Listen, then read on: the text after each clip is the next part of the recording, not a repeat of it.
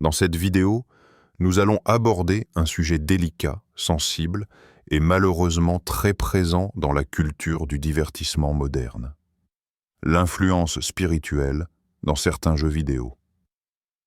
Je ne suis pas ici pour juger les personnes qui y jouent, ni pour diaboliser le monde du gaming en général. Beaucoup de jeux sont créatifs, enrichissants, imaginatifs et restent de simples divertissements. Mais certains titres franchissent une autre ligne, celle de l'occultisme, de la glorification du démon, de la banalisation de l'enfer et de la manipulation spirituelle. Et pour les croyants, en particulier les chrétiens, cela ne peut pas être ignoré. La Bible nous avertit, car nous n'avons pas à lutter contre la chair et le sang, mais contre les puissances, contre les dominations, contre les esprits méchants dans les lieux célestes. Ce verset nous rappelle que la guerre spirituelle est réelle, même si elle ne se voit pas. Et quand nous ouvrons notre esprit, consciemment ou pas, à des images, des messages et des influences qui tournent autour du mal, cela peut affecter nos pensées, notre paix intérieure et notre relation avec Dieu. Cette vidéo n'est pas un appel à la peur, mais à la vigilance. Je vais te présenter 7 jeux extrêmement populaires, souvent encensés par la critique et présentés comme artistiquement brillants, mais dont le contenu spirituel est profondément problématique, voire ouvertement démoniaque. Le but n'est pas de dire « si tu y joues, tu es mauvais ». Le but est de dire « sais-tu vraiment à quoi tu exposes ton esprit ?» Reste jusqu'à la fin, car la conclusion te donnera plusieurs clés de discernement pour faire des choix éclairés. Pour toi et ceux que tu aimes. 1. Doom, le classique du démonisme vidéoludique. Doom est l'un des jeux les plus célèbres de l'histoire du gaming, un pionnier du FPS, un monument culturel, mais aussi une plongée directe dans un univers infernal où le joueur incarne un soldat affrontant les légions de démons venus tout droit de l'enfer. Le principe même du jeu repose sur une guerre ouverte entre l'humanité et les forces démoniaques. Ce ne sont pas des créatures fantastiques, ambiguës, ce sont explicitement des démons, des entités infernales, souvent inspirées de représentations mythologiques et occultes. Ce qui est frappant, c'est la manière dont le jeu banalise l'univers satanique. Des pentagrammes, des invocations, des symboles occultes peints sur les murs, des rituels sacrificiels, des portails d'invocation vers l'enfer. On y entre comme on entrerait dans un parc d'attractions horrifiques. L'enfer, dans Doom, n'est plus un lieu spirituel terrifiant, une réalité cosmique de damnation. C'est un terrain de jeu. On y court, on y tire, on y explose les créatures du mal, et tout cela devient banal, presque comique, en particulier dans les versions modernes qui accentuent la violence frénétique et le fun de tuer des démons. D'un côté, on pourrait dire « mais c'est positif, on combat les démons ». En apparence, oui. Mais en réalité, le joueur se retrouve à participer activement à une immersion prolongée dans un monde infernal, à contempler des paysages de damnation, à se familiariser avec des noms, des entités et des archétypes démoniaques. Et ce qui rentre par les yeux et les oreilles finit par s'habituer dans l'esprit. Certaines personnes diront « ce n'est qu'un jeu, rien de réel ». Mais la question n'est pas ce qui est réel ou non. La vraie question est « est-ce que je remplis mon esprit de représentations qui me rapprochent de Dieu ou de représentations qui banalisent le mal ?» Car la stratégie du mal n'est pas toujours de se montrer frontalement. Souvent, il cherche à être banalisé, trivial, intégré dans la culture comme un simple décor. Doom est devenu une icône du gaming, un titre culte. Mais pour un chrétien conscient de la dimension spirituelle du monde, il faut réfléchir à ce qu'implique le fait de passer des heures à contempler un enfer fictif, à interagir avec des démons, à faire de ces symboles une routine visuelle. Car le spirituel ne se limite pas au réel matériel. Les images nourrissent l'imaginaire, et l'imaginaire influence la pensée. 2. Diablo, un univers qui met le mal au centre. Parmi les jeux qui placent le démonisme au cœur de leur identité, Diablo est probablement l'exemple le plus explicite. Le simple titre, Diablo, signifie littéralement le diable. Dès qu'on lance le jeu, on comprend immédiatement que l'univers repose sur un affrontement entre les forces du paradis et celles de l'enfer, mais présenté d'une manière ambiguë, spectaculaire et parfois étrangement séduisante. Le joueur n'explore pas un décor neutre. Il pénètre des cryptes, assiste à des rites occultes, combat des boss portant des noms tirés de hiérarchies démoniaques, rencontre des entités semi-divines ambiguës, manipule des artefacts de magie noire et parcourt des régions où l'esthétique infernale est omniprésente. Le mal n'y est pas seulement un ennemi.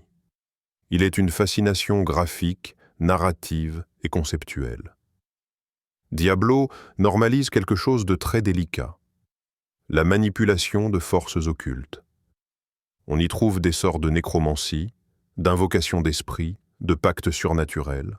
Même si l'objectif apparent est de vaincre le démon, le joueur est constamment exposé à un imaginaire où l'enfer est un royaume tangible et familier, où les démons ont une personnalité, une profondeur, un charisme presque attractif. Contrairement à Doom, qui plonge surtout dans l'action brutale, Diablo introduit un rapport plus intime au surnaturel. Dialogue, symbole sacré dévoyé, quête où l'on doit interagir avec des entités spirituelles, compréhension quasi-intellectuelle des forces infernales. Cela peut donner l'impression que le monde spirituel, y compris les forces démoniaques, est un terrain d'exploration neutre, un territoire de découverte, presque de connaissance. Et c'est là le danger. L'ennemi n'est pas toujours effrayant. Il est parfois intéressant, complexe, intrigant. Beaucoup de joueurs disent « mais on lutte contre le mal, c'est positif ». Mais quel est le prix de cette exposition continue? La Bible avertit de ne pas chercher à connaître les profondeurs de Satan, c'est-à-dire à s'immerger intellectuellement dans l'univers du mal. Même si l'intention du jeu est de combattre l'enfer, son esthétique et sa narration placent le diable comme l'axe central, la force motrice de l'univers, l'élément indispensable qui donne sa saveur à l'histoire. Diablo est un chef-d'œuvre de construction d'ambiance. Mais cette ambiance est fondée sur une vision romantisée du démonisme. Pour un chrétien, il est crucial de se demander « Que se passe-t-il dans mon esprit si je passe des dizaines d'heures à arpenter les couloirs de l'enfer fictif, à étudier les démons imaginaires, à lutter contre eux en même temps qu'à les intégrer dans mon univers mental ?» Le danger n'est pas seulement dans la peur, il est dans la familiarité. 3. Bayonetta, pacte démoniaque et sensualisation de l'occulte. Bayonetta est un exemple frappant de la manière dont l'industrie du jeu vidéo peut transformer la sorcellerie et la magie démoniaque en un spectacle séduisant et stylisé. Le joueur y incarne une sorcière extrêmement puissante, ayant passé des pactes avec des entités démoniaques. Son pouvoir ne vient pas de Dieu, ni d'une source neutre. Il provient explicitement de forces infernales, liées à l'enfer. Les attaques les plus spectaculaires du personnage sont littéralement des invocations démoniaques, où des créatures infernales surgissent pour dévorer ou écraser les ennemis.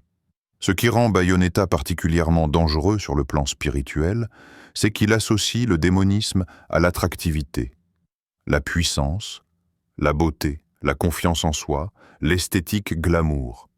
La sorcière n'est pas présentée comme une servante du mal effrayante, mais comme une icône stylée, charismatique, drôle, sexy, et c'est précisément là que réside le piège.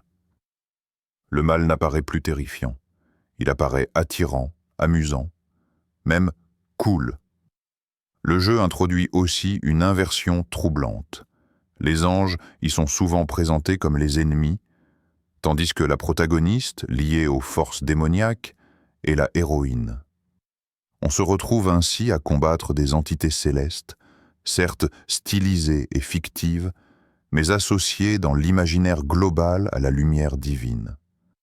Cette inversion symbolique, où les forces célestes deviennent oppressantes et les forces infernales deviennent libératrices, constitue une distorsion spirituelle subtile mais très puissante. Bayonetta n'est pas seulement un jeu d'action, c'est une œuvre qui travaille sur l'imaginaire. Elle joue constamment sur le charme, l'ironie et l'élégance pour rendre acceptable l'inacceptable. On ne nous dit pas « le mal est bien ». On nous montre un personnage attachant, drôle, stylisé, qui utilise le mal et semble le contrôler. Comme si le pacte démoniaque pouvait être un outil neutre, voire bénéfique. Mais du point de vue chrétien, faire alliance avec le mal, même sous forme fictive et stylisée, n'est jamais quelque chose de neutre. Le danger ne réside pas dans l'histoire fictive elle-même, mais dans l'impact culturel qu'elle véhicule. L'idée que jouer avec le démonisme n'est qu'un jeu, une esthétique, un fantasme, sans conséquences spirituelles. Ce jeu illustre une tendance moderne. Sexualiser, romancer et glamouriser la sorcellerie et l'occulte. Ce qui était autrefois tabou, effrayant, dangereux, est présenté comme élégant, libérateur, exaltant. Et c'est précisément cette normalisation esthétique de l'occulte qui peut endormir le discernement spirituel. 4. Shin Megami Tensei, dialogue et contrat avec des démons. Shin Megami Tensei est sans doute l'un des jeux les plus explicitement centrés sur l'invocation de démons, non pas comme simples ennemis, mais comme partenaires, alliés et même compagnons spirituels. Dans ce jeu, le joueur peut littéralement parler avec des démons, négocier avec eux, les recruter dans son équipe et leur confier des missions.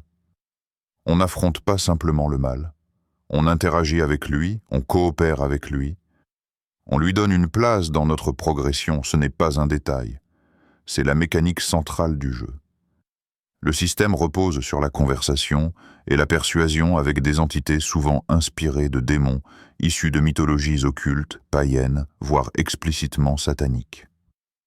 Non seulement on apprend leur nom, mais on apprend leur personnalité, leurs désirs, leurs motivations. Ils deviennent presque des amis virtuels, des partenaires de confiance dans le voyage du joueur. On trouve aussi, dans Shin Megami Tensei, une tendance à mettre sur le même plan Dieu, le diable, les anges et les démons, comme s'ils étaient en des factions idéologiques équivalentes dans un monde spirituel neutre. Le Dieu unique et souverain de la foi chrétienne devient parfois un simple personnage dans un ensemble de forces cosmiques concurrentes. Les anges peuvent être présentés comme autoritaires ou tyranniques, et les démons comme pragmatiques ou sympathiques, ce qui constitue une inversion symbolique particulièrement pernicieuse. Le joueur se retrouve souvent à devoir faire des choix moraux qui ne sont pas fondés sur la distinction entre bien et mal, mais sur des philosophies de puissance, d'ordre ou de liberté. Le jeu invite à considérer le monde spirituel comme un système de force en équilibre plutôt que comme un combat entre la sainteté et la corruption. Cette relativisation spirituelle est l'un des dangers les plus subtils. Le mal n'est plus mal. Il est une alternative, une option stratégique. L'une des mécaniques centrales du jeu est la fusion de démons, qui permet de créer de nouvelles entités plus puissantes en combinant des âmes démoniaques. Là encore, il ne s'agit pas seulement d'un gadget de gameplay innocent. C'est une exposition continue à l'idée de manipuler des forces spirituelles obscures, de jouer avec l'occulte comme si nous pouvions dominer le mal à volonté. Le problème n'est pas seulement ce que voit le joueur, mais ce qu'il fait dans le jeu. Il ne se contente pas d'observer un monde démoniaque, il y participe activement, il le gère, il l'organise, il en tire profit. Et cette posture, interagir librement avec le mal, le traiter comme un outil, est complètement opposée à l'enseignement chrétien qui appelle à fuir et rejeter ces influences. Pour un chrétien conscient de la guerre spirituelle, Shin Megami Tensei pose une question sérieuse. Que se passe-t-il quand nous nous habituons à voir le mal comme un partenaire plutôt que comme un ennemi.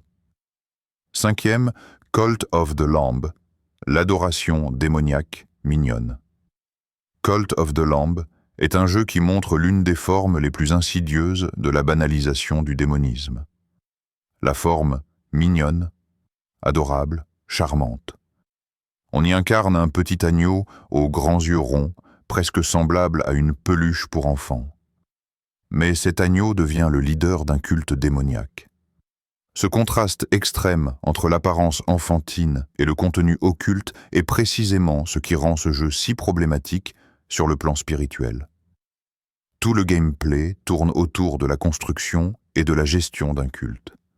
Le joueur doit recruter des fidèles, organiser des rites, pratiquer des sacrifices, invoquer des puissances obscures et servir une entité démoniaque qui a ressuscité l'agneau. Les adeptes prient l'agneau comme une divinité, se prosternent devant lui et obéissent à des ordres d'obédience quasi religieuse. On n'est pas seulement dans un univers fictif, on simule littéralement la structure d'un culte satanique. Ce jeu est dangereux non pas parce qu'il effraie, mais parce qu'il désarme. Il enlève l'aura de gravité et de danger spirituel du satanisme en le rendant ludique, drôle, léger. Le sacrifice d'un fidèle, dans le jeu, c'est une animation rigolote. Un rituel d'invocation, c'est présenté comme un mini-jeu.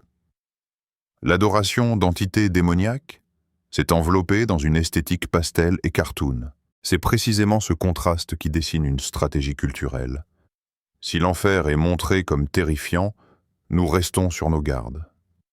Mais s'il est montré comme charmant, innocent, plein de couleurs et d'humour, il pénètre plus profondément dans l'imaginaire, et le discernement spirituel baisse. On peut entendre « mais ce n'est que de l'humour ». Ça ne se prend pas au sérieux. Justement. Quand le mal ne se présente plus sous la forme sérieuse ou menaçante, mais comme un jeu amusant et inoffensif, on commence à penser qu'il n'y a aucun danger à jouer avec. Le ridicule devient un voile qui désactive la vigilance. Autre point important. Le jeu se moque ouvertement de symboles religieux. La structure même du culte parodie les codes de la spiritualité et de la foi. Les prières deviennent des ressources à accumuler, la foi des fidèles devient une mécanique de progression, et les actes rituels deviennent des outils de manipulation. La religion n'est plus sacrée. Elle est un matériau ludique soumis à une entité infernale, cool. Pour un chrétien, l'enjeu n'est pas de savoir si le joueur croit réellement à ce qu'il voit à l'écran. L'enjeu est « que fait-on de cette représentation dans notre esprit ?» Quand on transforme un culte démoniaque en peluche interactive, on dulcifie le mal. On lui retire son caractère repoussant. On l'intègre dans le quotidien mental et émotionnel. Cult of the Lamb est un exemple parfait de la stratégie moderne du mal. Ne pas se montrer effrayant, se montrer adorable. 6. Agonie, une descente explicite dans l'enfer. Agonie est probablement l'un des jeux les plus explicitement infernaux de l'histoire du média vidéoludique. Ici, il n'y a pas de détour, pas de métaphore, pas de stylisation amusante. Le joueur est plongé directement en enfer. On y joue une âme tourmentée, errant dans un royaume de damnation éternelle, peuplé de créatures abominables, d'entités démoniaques tortionnaires, d'esprits perdus et de paysages qui sont une représentation volontairement crue et cauchemardesque de l'horreur infernale. Contrairement à d'autres jeux qui stylisent ou transforment l'enfer en terrain de jeu fantastique, Agonie cherche à rendre cette vision aussi choquante que possible. Le jeu regorge d'images de souffrance, de lamentations, de corps mutilés, de cris incessants. La sexualité y est souvent liée à la domination démoniaque, la dégradation et la violence. Le joueur ne se contente pas de voir l'enfer. Il doit s'y déplacer, l'explorer, s'y perdre, y survivre. L'immersion et totale. Et c'est là que réside le danger spirituel majeur. Agonie n'est pas un jeu d'action où l'on combat le mal. C'est un jeu de contemplation du mal. On n'y affronte pas la noirceur. On y est exposé, absorbé, submergé. La passivité du joueur face à la souffrance infernale crée une forme de normalisation. L'enfer devient un environnement graphique, un décor artistique, un spectacle macabre. Le jeu introduit aussi la possibilité de posséder d'autres corps, une mécanique de gameplay qui touche à une forme de parasitisme spirituel. Le joueur peut abandonner son propre vaisseau et prendre le contrôle d'autres êtres, parfois monstrueux, parfois humains, ce qui véhicule l'idée troublante que l'âme peut manipuler et instrumentaliser d'autres entités. Là encore, on interagit avec l'idée de possession, concept spirituellement extrêmement sérieux, comme s'il s'agissait d'un simple outil ludique. Le problème est double. D'une part, la représentation hyper-réaliste et déshumanisée de la souffrance.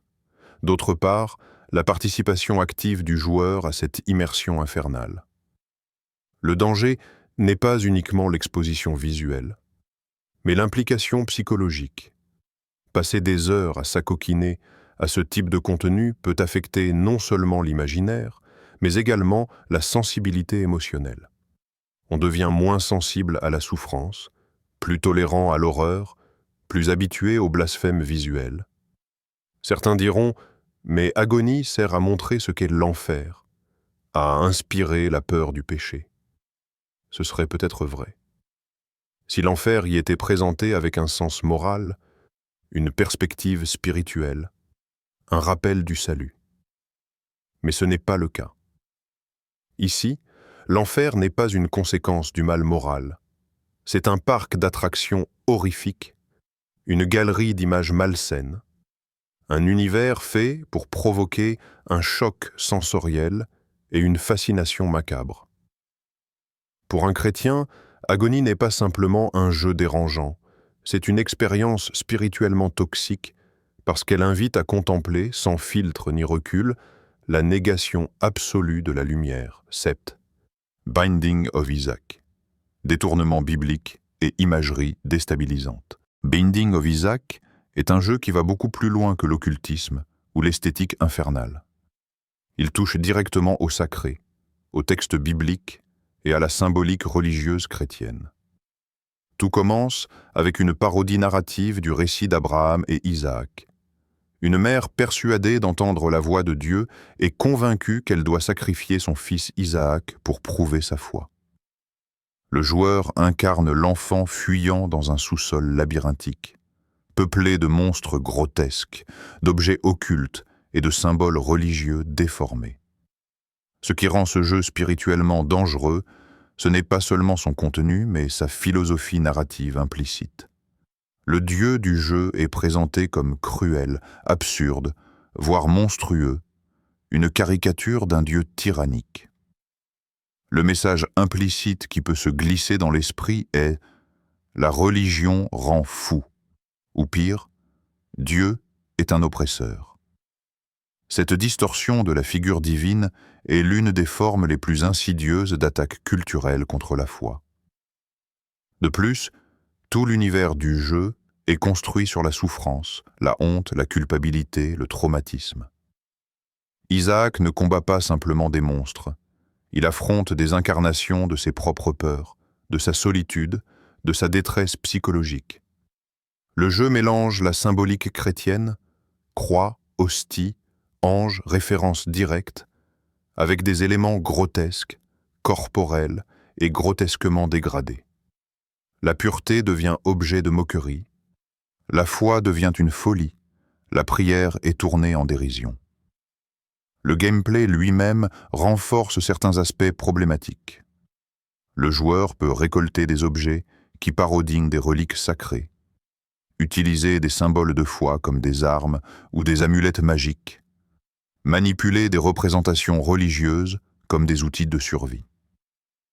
La frontière entre la spiritualité authentique et le matériel religieux vidé de son sens est effacée. Beaucoup de joueurs voient ce jeu comme une critique sociale ou psychologique, un commentaire sur l'éducation religieuse extrême. Mais même si l'intention était critique, l'effet culturel est le même. Présenter la foi chrétienne comme fanatique, irrationnelle, dangereuse. Les symboles bibliques y sont découpés, retournés, vidés, réassemblés dans un cadre d'horreur absurde.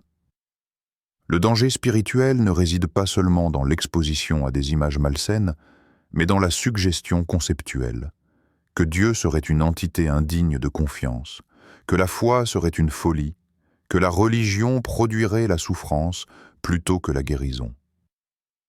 Pour un chrétien, ce type de message subliminal s'inscrit en opposition directe avec la vérité biblique qui présente Dieu comme source d'amour, de vie et de salut. Binding of Isaac n'est pas seulement un jeu étrange. C'est un jeu qui manipule et ridiculise le récit biblique, et qui peut semer le doute sur la bonté de Dieu dans l'esprit de ceux qui y sont exposés. Après avoir évoqué ces différents jeux, il est important de rappeler le but de cette réflexion. Il ne s'agit pas de répandre la peur ni de condamner les joueurs, mais d'encourager un discernement spirituel face au contenu que nous consommons. Le divertissement n'est jamais neutre. Et ce à quoi nous exposons notre imagination, nos émotions et notre esprit peut laisser une empreinte durable.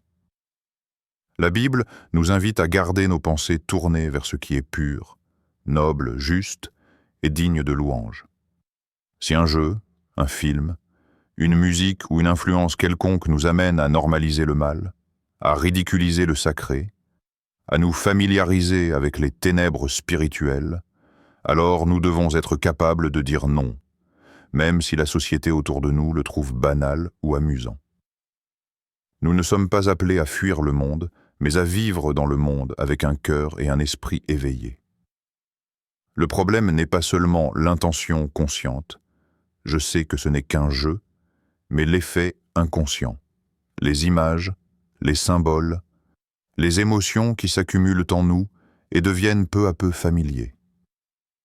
Il est toujours bon de se poser des questions simples.